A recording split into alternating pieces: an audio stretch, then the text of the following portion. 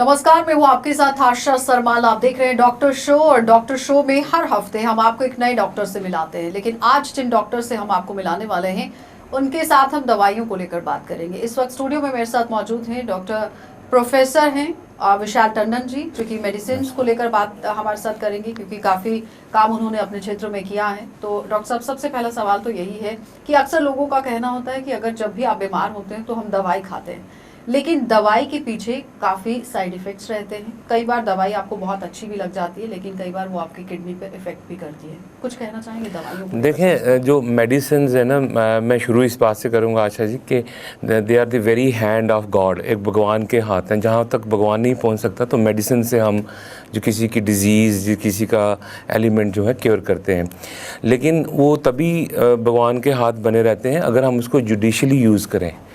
अगर हम मेडिसिन का मिसयूज़ करें, अगर हम मेडिसिन को ओवर यूज़ करें, अंडर यूज़ करें, हम ओवर द काउंटर जाके खुद ही सेल्फ मेडिकेशन करें, जहाँ मतलब दवाई बिना डॉक्टर की प्रिस्क्रिप्शन से लें, जो खुद नीम हकीम बनने की कोशिश करें, तो बड़ी दफ़ा ऐसा देखा गया है कि जो मेडिसिन हैं वो फ़ायदा करने के बजाय नुकसान करती हैं। मेरे से आप एग्री करेंगी कि जब हमारी सोसाइटी में जो एक प्रेवलेंट प्रैक्टिस है कि मेरा बच्चा घर में बीमार हुआ, जब मेरी वाइफ पहले लास्ट टाइम बीमार हुई थी तो डॉक्टर ने मुझे ये दवाई दी थी तो आप भी ये ले लीजिए। तो ये इस तरह की जो चलन है हमारी सोसाइटी में, ये कभी कभी जो है घातक भी हो जाती है, डेंजरस भी हो जाती है। और मैं नाम लेता चलूँ 2-3 मेडिसिन, हम जैसे आपने रीनल इन्वॉल्वमेंट बात की, पेन किलर्स जो हैं वो बड़े कॉमनली लोग ओवर द काउंटर खुद ही सेल्फ मेडिकेशन करते हैं, तो जिसका असर सीधा सीधा जो है आज की डेट में नियर अबाउट, अगर मैं डाटा बोलूँ तो it is 31% of the kidney disease are because of the misuse of painkillers. देखें, तो इसी तरह चाहे वो कार्डियक डिजीज़ हैं, सडन कार्डियक डेथ कई बार रिपोर्ट हो जाती है दवाइयों से, बिना प्रिस्क्रिप्शन के, बिना कारण के कभी दवाई लेने की जो लोग जो है वो प्रैक्टिस में इन्वॉल्व होते हैं। तो यस, साइड इफ़ेक्ट्स ये कोई भी दवाई ऐसी नहीं है जिसका साइड इफ़ेक्ट नहीं होता। लेकिन जब आपका डॉक्टर आपको प्रिस्क्राइब करता है मेडिसिन, तो उसको हर चीज़ का पता होता है, उसकी दवाई की हर चीज़ की जानकारी होती है। वो अपने पेशेंट को टेलर करके देता है, उसको पेशेंट के सारी चीज़ों का जब असेसमेंट हो जाता है तो जो बेस्ट मेडिसिन जो है राइट डोज में, राइट शेड्यूल में उसको देता है और उसको फॉलोअप भी करता है और बताता भी है कि इस दवाई से क्या क्या चीज़ें होंगी, तुम्हें बेनिफिट कैसे होगा, तुम्हें नुकसान कोई हो सकता है तो उसको आपने रिकॉग्नाइज कैसे करना है और हमारे पास कब आना है। और कई बार डॉक्टर साहब ऐसा होता है ना कि आपको मामूली सी, जिस तरह आपने भी कहा कि पेन हो रही है तो पेन किलर ले लिया, उस केस में क्या करना चाहिए? कौन सी ऐसी दवाई जो है वो प्रेफर? बिल्कुल, मैं पब्लिक को मैसेज देना चाहूँ कि जो पेन किलर की जब आप चॉइस करते हैं तो there are some best painkiller, मैं पब्लिक के पॉइंट ऑफ व्यू से बोलूँगा, इनिशियल फर्स्ट लाइन जो, उसके बाद नेचुरली आपको डॉक्टर से ही सलाह लेनी है, बिकॉज पेन का भी एक बड़ा वाइड स्पेक्ट्रम है। तो अगर आपको दवाई खुद से लेनी है देन जो कैल्पॉल जो हम लेते हैं, जो डोलो नाम की जो टैबलेट आती है, उसको मैं सेफ़ मानता हूँ। उसको मैं इसलिए सेफ़ मानता हूँ कि उसके फेवर में काफ़ी सेफ्टी डाटा है। वो 1 ग्राम तक दी जा सकती है। नॉर्मल जो डोजेज़ मिलते हैं मार्केट में फीवर के लिए या दर्दों के लिए, वो 500 to 650 मिलीग्राम मिलते हैं। तो very safely they can take. Paediatric में भी वो दवाई जो है सेफ़ रहती है। लेकिन पीडियाट्रिक पॉपुलेशन में निमिसुलाइड नाम की एक जो मेडिसिन है वो बड़ी घातक हो सकती है। वो फल्मिनेटिंग हेपेटाइटिस का, लिवर को डैमेज कर सकती है, तो उससे बचें। तो सबसे सेफ पेन किलर इन मार्केट अगर किसी ने खुद से लेना हो, मैं अच्छा जी एक बात बता जाऊँ, this is list of drugs जो ओवर द काउंटर जाके आप ले सकते हैं, जिसमें ओरल कंट्रासेप्टिव पिल्स हैं, पेन किलर में ये दवाई का नाम लिया मैंने, इस तरह भी कुछ दवाइयाँ हैं जो आपको मिल सकती हैं, वो मतलब लेजिटिमेट हैं।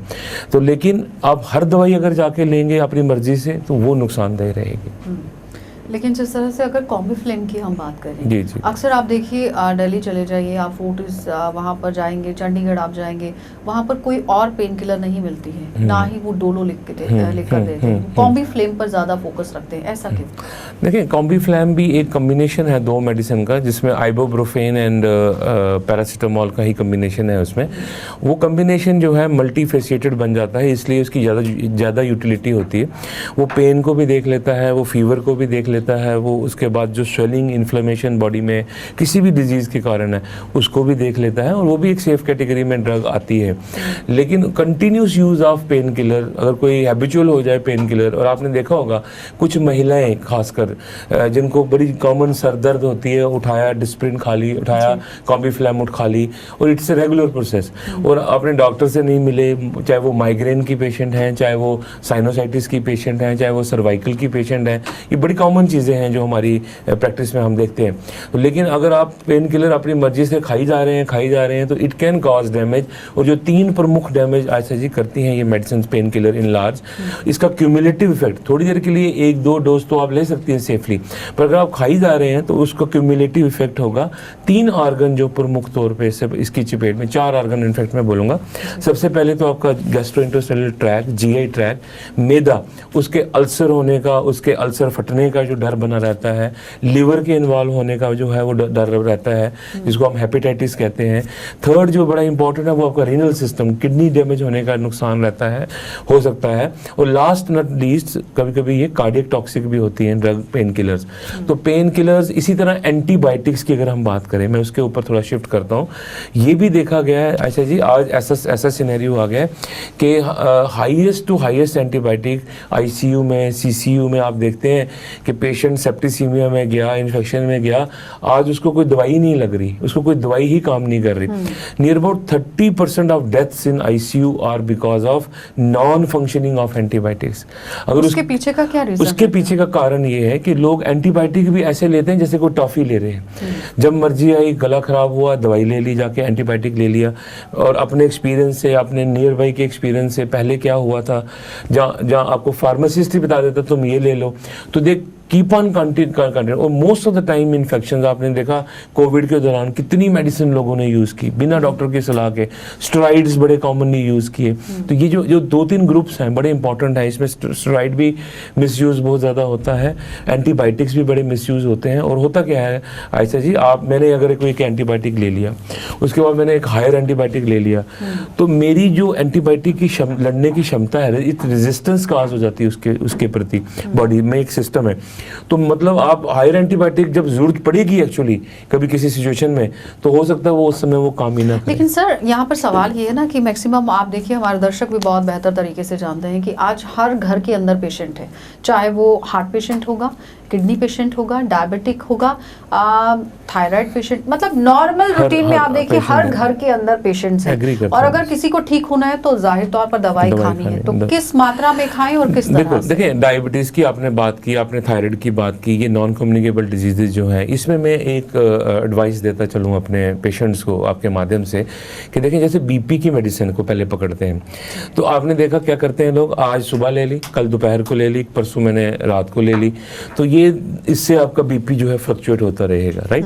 सो ये उस कैटेगरी ऑफ डिजीज़ में आती हैं, डिजीज़ेज जो आपने नाम लिए, थायराइड, डायबिटीज़ और ब्लड प्रेशर, जिनका जो गोल रहेगा वो रहेगा सुप्रेशन ऑफ द डिजीज़। हमने उस डिजीज़ को नीचे स्तर पे रखना है, बंद नहीं कर सकते। बड़े सारे लोग एक्सपेरिमेंट करते हैं, किसी को अगर किसी डॉक्टर ने इंसुलिन ज़रूरत है, उसने लिखी है इंसुलिन से बचेंगे, अपनी मर्जी से दवाई लेंगे, या दवाई लिखी मैंने, अगर उसको 2 टैबलेट सुबह शाम लिखी हैं, वो एक ही लेगा अपनी मर्जी से। तो डॉक्टर जो है वो right drug in right dose in right schedule और राइट डोजेज फॉर्म में देता है कभी भी, और अपने पेशेंट का बेस्ट हित के लिए देता है। लेकिन हम लोग जो पेशेंट्स हैं वो कभी कभी जो है चूक जाते हैं और इस तरह की गलतियां करते हैं। डायबिटीज़ में भी है कि जो खाना खाने के साथ दवाई खानी है, जैसे मैंने अगर मान लीजिए मैं एम्प्टी स्टमक खा लेता हूँ डायबिटीज़ की दवाई, मैं दवाई खा के एक्सरसाइज, विग्रस एक्सरसाइज करने चला जाऊँ, तो उसमें हाइपोग्लाइसीमिया होने का डर रहेगा। तो जिस टाइम पे, तो अगर खाने के साथ बताइए दवाई तो खाने के साथ खाइए, अगर इवनिंग में बताइए तो इवनिंग में खाइए, क्योंकि कुछ दवाइयाँ जो हैं वो टाइम स्पेसिफिक होती हैं। जैसे लिपिड की दवाई जो चर्बी बॉडी में होती है, जो हार्ट का रिस्क बनती है, वो इवनिंग में दी जाती है। तो लोग इस चीज़ को बड़ा सीरियसली नहीं लेते हैं। इनफैक्ट मैं तो ये कहता हूँ डॉक्टर्स को भी चाहिए कि उनको थोड़ा टाइम स्पेंड करें। ये प्रॉब्लम डॉक्टर्स की तरफ से भी रहती है कि उनके पास इतना टाइम नहीं होता कि वो उसको एक एक चीज़ समझाएं। और इसके अलावा जो पेशेंट है उसको अपने डॉक्टर से खुलकर कुछ चीज़ें और भी पूछनी है दवाई के अलावा, कि कैसे खानी है, कब खानी है। ये भी पूछना है कि दवाई जो खानी है वो सुबह खानी है कि शाम को खानी है, पानी के साथ खानी है कि दूध के साथ खानी है। ये इंपॉर्टेंट क्वेश्चंस है। उसके बाद कि अल्कोहल के साथ कोई इसका इंटरेक्शन तो नहीं है, स्मोकिंग के साथ इसका इंटरेक्शन तो नहीं है, प्रेगनेंसी के साथ कोई इशू तो नहीं है, अगर लेडी प्रेग्नेंट है, लैक्टेशन जो लेडीज़ हैं उसको भी पूछना है कि ये चीज़ें अगर हम नहीं पूछेंगे और डॉक्टर नहीं बताएंगे तो दवाई की जो टॉक्सिसिटी है उसकी बढ़ने की क्योंकि पॉसिबिलिटी अक्सर हम देखते हैं कि प्रिस्क्रिप्शन तो दी जाती है, लेकिन बाद में जब आप केमिस्ट शॉप पर जाते हैं वो आपको एडवाइस करते हैं कि आपको क्या करना, और कई बार वो सही नहीं होता। एग्जैक्टली, आप बिल्कुल ठीक कह रहे हैं। अच्छा जी, इसके बारे में मैं 2 चीज़ें बताना चाहूँगा कि मेडिकल कॉलेज में सिंस 2011 2 सर्विसेज चल रही हैं आपके माध्यम से, अगर जनता को पता लगे। एक है ड्रग सेफ्टी के रिलेटेड और एक है हमारा ड्रग इन्फॉर्मेशन जो आपने पूछा। मैंने अगर पेशेंट वहाँ जाता है और वो कन्विंस नहीं होता अपनी प्रिस्क्रिप्शन से कि डॉक्टर ने दवाई तो बेस्ट लिखी, वो बेस्ट डॉक्टर के पास गया, वहाँ रश था, तो उसको अगर दवाई के बारे में समझना है, उसके मन में अगर बड़े सारे क्वेश्चंस हैं। क्वेश्चंस कैसे हैं कि भाई कब तक खानी है, क्या मुझे लाइफ लॉन्ग खानी है, क्या मुझे थोड़ी देर के लिए खानी है, बड़े सारे क्वेश्चन आते हैं दिमाग में जब हमें कोई दवाई प्रिस्क्राइब करता है। और उसको अगर लगता है कि मैं सेटिस्फाइड नहीं हूँ तो वो वहाँ पूछ के, ये ड्रग इन्फॉर्मेशन सेंटर है, उसका काम ही यही है कि आपकी प्रिस्क्रिप्शन को ईजी करके, हमारा तो हम इस तरह करते हैं सेंटर में जो सर्विसेज देते हैं कि आपकी प्रिस्क्रिप्शन में लेमैन को भी समझ आए, गोले डाल देते हैं सिंपल, उसके ऊपर हिंदी में टाइम लिखेंगे अगर हिंदी जानने वाला है, उर्दू में लिखेंगे अगर उर्दू जानने वाला है, तो इससे ड्रग सेफ्टी बढ़ती है। एक्चुअली अगर पेशेंट को पता चल जाए कि मैंने, और इवन जो मेडिसिन के पैक्स हैं उसके पीछे भी हम निशान डालते हैं कि कितने बजे खानी, तो इससे आप मतलब समझ सकती हैं कि कितने अवेयर होंगे और सेफ्टी कितनी बढ़ेगी। और अभी तक कितना इस काम को लेकर हुआ है? अभी तक जो हमें अवेयरनेस प्रोग्राम्स आप लोग चला रहे हैं, जो प्रोग्राम तो हम टाइम टू टाइम करते रहते हैं। रिसेंटली 3 दिन पहले हमने 3 दिन का एक प्रोग्राम कवर किया, आपके चैनल ने भी उसको कवर किया, और ये रूटीन अफेयर है, मतलब कि भाई हम पब्लिक अवेयरनेस जो है ड्रग के रिलेटेड, दवाइयों की सेफ्टी के रिलेटेड, और दूसरा अगर साइड इफेक्ट जो है अगर होता है किसी को किसी भी दवाई से, तो आप अपने डॉक्टर को तो बताएंगे ही नेचुरली, लेकिन आप को मैं बताता चलूं कि आप ये रिपोर्ट कर सकते हैं मेडिकल कॉलेज में जो है एक एडवर्स ड्रग रिएक्शन सेंटर है। उसका फ़ायदा क्या होगा ऐसा जी, एक पेशेंट को दवाई से साइड इफेक्ट हुआ, उसकी एक रिपोर्ट सबमिट होने से वो हम जो है डाटा इकट्ठा करते हैं और यहाँ से डाटा जो है नेशनल सेंटर में जाता है, वहाँ इंडियन डाटा इकट्ठा होता है, उस डाटा को स्टडी किया जाता है, और कोई भी पुरानी दवाई या नई दवाई जो मार्केट में है उसके बारे में जानकारी उभर कर आती है, निकल के आती है कि ये तो टॉक्सिक है, और उसके बेस पे हम उसको बैन करते हैं जो कंट्री में जो भी इम्पोज होता है। ये प्रोग्राम का इंपॉर्टेंस है। तो वो अल्टीमेटली बेनिफिट देखें किसको होगा, अगर उसको प्रॉब्लम हो गई उसको तो मैनेज कर दिया, आगे किसी को नहीं होगी, तो कितना इंपॉर्टेंट प्रिवेंटिव अच्छा स्टेप है कि अगर किसी एक शख्स को उसकी वजह से, ड्रग्स की वजह से परेशानी हुई है तो उसे चेंज किया जा सकता है, उसमें बदलाव किया जा सकता है ताकि दूसरे को उसकी परेशानी ना हो। एक और एग्जांपल मैं आपको डॉक्टर साहब, एक मैं उससे पहले आपसे यहाँ पर ये जानना चाहूंगी, कई बार ऐसा होता है कि ओटी में पेशेंट है और एनेस्थीसिया उसे दिया जाता है, कुछ ऐसी मेडिसिन दी जाती हैं, लेकिन कई बार एलर्जी हो जाती है पेशेंट को। देखिए, दो तरह की रिएक्शंस रहती हैं आयशा जी, मैं आपको बड़ा सिंपल स्पष्ट करूं। एक होती है जिसको हम पहले ही एंटीसिपेट कर सकते हैं, वो कैसी हो, उसको हम टाइप, हमारी लैंग्वेज में टाइप ए बोलते हैं। एग्जांपल, शुगर की दवाई कोई देख खा रहा है तो लाजमी है कि इसने शुगर कम करनी है, तो ये तो मैं एंटीसिपेट कर सकता हूँ ना कि शुगर कम होगी इससे। बीपी की दवाई खा रहा है तो ये लाजमी है कि बीपी कम हो सकता है उसका, तो ये डॉक्टर का दायित्व बनता है कि उसको समझाए कि तेरे को शुगर कम हो सकती है इस दवाई से, और कम होगी तो उस समय तुम्हें क्या एक्सपीरियंस होगा। अगर मैं उसको ये टीच कर दूं, ये अवेयर कर दूं, और उस समय आपने क्या करना है, शुगर लेनी है या कोई मीठी चीज़ खानी है, किस तरह प्रकार से खानी, तो ये साइड इफेक्ट कम किए जा सकते हैं, और ये 59% ऑफ द एडवर्स रिएक्शंस इस तरह की होती हैं। दूसरी जो आपने एलर्जी की बात करी है अच्छा जी, बड़ा अच्छा क्वेश्चन है। इसमें ये मैं बताता चलूँ कि ये अनप्रेडिक्टेबल रिएक्शंस हैं, ये मैं प्रेडिक्ट नहीं कर पाऊंगा कि किसी एक इंसान को या ओटी में या किसी वार्ड में उसको रिएक्शन। तौर पर सिर्फ ओटी की बात नहीं है, कई बार पेशेंट जो है वो डॉक्टर से मिलकर आता है, प्रिस्क्रिप्शन लेकर आता है, दवाइयाँ लेके आता है, घर में खाता है और उसके बाद उससे रिएक्ट करती हैं दवाइयाँ? इसमें क्या है, जो हमारा जेनेटिक बिल्टअप है बॉडी का, हर ह्यूमन का डिफरेंट है, ठीक है। तो दवाई में भी 2-3 प्रकार की पॉपुलेशन हम डिवाइड करते हैं जेनेटिकली। इसको हम बोलते हैं hypo reactor, normal reactor and hyper reactors. मुझे सेम मेडिसिन मिली, आपको भी मिली, थर्ड पर्सन को भी मिली, मैंने उसको नॉर्मल तरीके से रिएक्ट किया मेरी बॉडी ने, मेरी जेनेटिक बिल्डअप के डिपेंड होते की वजह से। आपने उसको रिएक्ट ही नहीं करा तो आपको फेलियर हो गया, ट्रीटमेंट फेलियर हो गया। और एक इंसान को जो है हाइपर रिएक्शन हुई, उसको एलर्जी हो गई, उसको रिएक्शन हो गई। तो ये जेनेटिक बिल्डअप है। लेकिन मैं आपको रिएक्शन होने के कारण क्या रहते हैं? रिएक्शन होने के कारण देखिए 2 चीज़ें हैं। कभी भी डॉक्टर कभी भी इंटेंड नहीं करता, नंबर 1 वो कभी उसकी इंटेंशन नहीं होती कि मेरे पेशेंट को कोई खराबी हो। दो स्टेक होल्डर्स हैं, ये 2 के बीच में इशू है। 1 is drug and second is the human body. Human body में मान लीजिए मेरा रीनल सिस्टम कंप्रोमाइज्ड है, मेरा अगर किडनी कंप्रोमाइज्ड है, मेरा लिवर कंप्रोमाइज्ड है, मेरी ड्रग क्लियरेंस जो है कंप्रोमाइज्ड है, तो क्या होगा? नॉर्मल डोज का दवाई भी वो मेरे को रिएक्शन करेगी, साइड इफेक्ट करेगी। ये पॉसिबल है ना। इसी तरह दवाई के भी इश्यूज हो सकते हैं। दवाई सुपोरियस हो सकती है, बड़ा कॉमन इशू है आज की डेट में। अडल्ट्रेटेड हो सकती है, सही डोज में नहीं दी हो, कम डोज में ली, ज़्यादा डोज में दी, है ना। शेड्यूल मैंने 2 बार बोला था, उसने 3 दफ़ा ले ली। सो कभी भी इशू होगा तो इन 2 एंटाइटीज के बीच में ही होगा, जहाँ तक दवाई, तो जहाँ दवाई का लेने के तरीके को, और जहाँ फिर ह्यूमन बॉडी में कोई इश्यूज होगा तो रिएक्शन जो होंगी, है ना।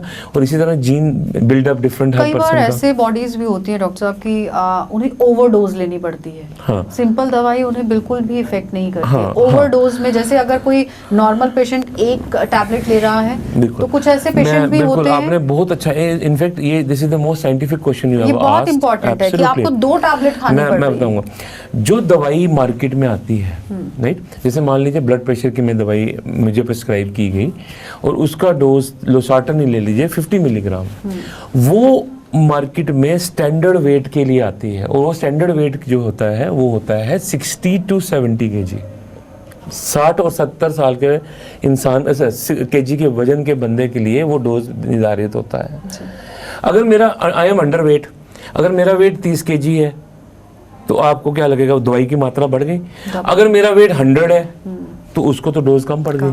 सो दैट इज द रीजन कि नॉर्मली हम यही कहते हैं कि बेस्ट डॉक्टर या बेस्ट प्रैक्टिसेस ये हैं कि हम बॉडी वेट करके आपको दवाई डालें, ना कि जो दवाई मार्केट में एक स्टैंडर्ड किसी के लिए है वो उसको डाल दें। तो मतलब वेट अगर मैंने किया होगा ना, अगर 30 kg वाला पेशेंट होगा तो 30 kg के हिसाब से मैं डालूंगा दवाई। क्या लगता है कि डॉक्टर्स की तरफ से इस तरह कोई प्रिस्क्रिप्शंस मिल जाती है? इसमें अवेयरनेस तो हम करने की कोशिश कर रहे हैं। There is lot to do. उनके पास टाइम का इशू रहता है पीडियाट्रिक प्रैक्टिस में, लेकिन ऐसा होता है, बिल्कुल ऐसा होता है। पीडियाट्रिक प्रैक्टिस में कभी भी दवाई स्टैंडर्ड डोज नहीं दिया जाता, उसमें हमेशा वेट कैलकुलेट करके दिया जाता है। तो ये एक कारण है जो आपने पूछा कि कभी कभी हाई डोज क्यों रिक्वायर्ड होता है। बहुत ज़्यादा। और एक और बहुत इंपॉर्टेंट क्वेश्चन ये है कि जिस तरह से कोई न्यूरो का पेशेंट है, उसके दिमाग में एक स्टिग्मा हो जाता है कि वो डोलो खाएगा तो ठीक है, नहीं तो उसे पेन फील हो रही है। उस केस में क्या करना चाहिए? किस तरह की दवाइयाँ लेनी चाहिए? देखिए, इसको आप जो बोल रहे हैं इसको बोलते हैं डिजीज OCD, मतलब ऑब्सेसिव कंपल्सिव डिसऑर्डर है एक किस्म का, कि मुझे लगता है कि मैं ये दवाई लूंगा तो मैं ठीक रहूंगा, और उस दवाई के बिना वो रह नहीं पा रहे हैं, मतलब खानी ही खानी। हाँ, तो that mean Ayesha ji, that person is showing a manifestation of dependence. Dependence में 2 कंपोनेंट होते हैं, उसको भी डील किया जाता है, ऐसी बात नहीं। डिपेंडेंस में 2 कंपोनेंट कैसे हैं? एक होता है रिवॉर्ड, एक होता है पनिशमेंट। मैं आपको बताऊंगा इसका मतलब क्या है। मान लीजिए मैं किसी एक दवाई पे आदी हो चुका हूँ, जैसे आपने बोला, तो वो मैं क्यों खा रहा हूँ? क्योंकि उससे मैं अच्छा फील करता हूँ, मेरा मूड एलिवेटेड रहता है, मुझे एनर्जी रहती है, मैं काम वर्क अपना बड़ा अच्छे से कर सकता हूँ, कंसंट्रेशन कर सकता हूँ। तो what are these are rewards. मुझे उससे अच्छा फील होता है तो मैं वो दवाई बार बार लेता हूँ। मतलब किसी चीज़ का नशा हो जाना। दूसरी जो है, जब ये बढ़ जाए, अगर ये स्थिति अगर बढ़ जाए, डिपेंडेंस का लेवल बढ़ जाए, तो हम दूसरे लेवल में पहुँच जाते हैं, उसको हम बोलते हैं पनिशमेंट। पनिशमेंट मीन अगर अब मुझे बॉडी में वो चीज़ ना मिले तो मेरी बॉडी इस तरह मैनिफेस्ट करेगी जो मुझे पनिश करेगी बॉडी को। मुझे पेट दर्द हो जाएगी, मुझे बीपी बढ़ जाएगा, मुझे घबराहट हो जाएगी, बेचैनी हो जाएगी। तो that part of dependence is called as punishment, जो है रिवॉर्ड एंड पनिशमेंट। तो ये 2 चीज़ों की वजह से, जानते हुए कि ये दवाई मुझे नुकसान कर रही है, वो कंपल्शन बन जाती है उस पेशेंट को दवाई बार बार लेना। इस केस में क्या करना चाहिए? तो इस केस में तो सबसे बेस्ट जो हमारा है कि इसमें काउंसलिंग की ज़रूरत रहती है। इसमें आपको पहले खुद मोटिवेट होना है। और आपको मैं बता दूं, with in one month of treatment protocol इसको आस्ता आस्ता इसकी डोज हम डी एस्केलेशन करके और उसको कुछ दवाइयाँ रिप्लेसमेंट मेडिसिन में रखते हैं, जिससे उसको उस दवाई की ज़रूरत ना पड़े। और वो जो दवाई पे रखा जाता है वो सेफर मेडिसिन होती हैं, और with in a month of period of 1 month उस दवाई से उसको बाहर निकाला जाता है। इसको हम बोलते हैं डी एडिक्शन प्रोग्राम। और मेडिकल कॉलेज में, साइकेट्री हॉस्पिटल में ये, और इनफैक्ट इससे स्टेट हेल्थ प्रोग्राम जो डी एडिक्शन प्रोग्राम है, इसमें किसी भी प्रकार की दवाई, किसी भी प्रकार का नशा, चाहे वो अल्कोहल हो, स्मोकिंग हो, तो वो क्विट हो सकता है। और आज की जो जनरेशन है, मैं आपको अपना एक एक्सपीरियंस शेयर करूंगा थोड़े दिन पहले, कि यू विल बी सरप्राइज्ड। मैंने एक पेशेंट देखा जिसको आप चिट्टा बोलते हैं, वाइट बोलते हैं, कैनाबिस बोलते हैं, उसका नशा तो वो कर रहा था, लेकिन इंसुलिन लेकर अपनी नसों में वो इंसुलिन इंजेक्ट करता था और उससे उसको हाइपोग्लाइसीमिया, शुगर जब फॉल होती है, अनकॉन्शियस हो जाता था। तो इस प्रकार के नशे भी मार्केट में जो है, नए नए नशे जो है मार्केट में आ रहे हैं। हमारे सेंटर में एक नशा, आयशा जी आप हैरान होंगे, स्नेक विनम, छोटा सा सांप उसने अपने जेब में रखा है और वो थोड़ी थोड़ी देर में अपने को कटवाता है उससे। तो कैन यू बिलीव, मतलब where this society is going on.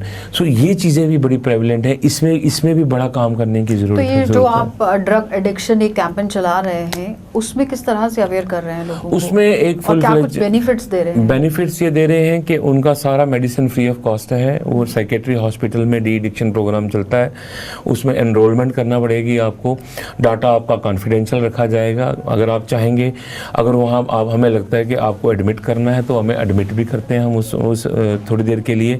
और वहाँ पे आज की डेट में मेरे हिसाब से more than 2000 people from the Jammu province only, they are taking benefit of this programme. और सारी मेडिसिन फ्री होती है। बीच में कभी कोई इशू रह भी सकता है, मैं नहीं कहता, कोई ना कोई गैप्स रह सकते हैं, लेकिन most of the time the medicine are free, consultation is free, they are followed up, there is a programme for rehabilitate them.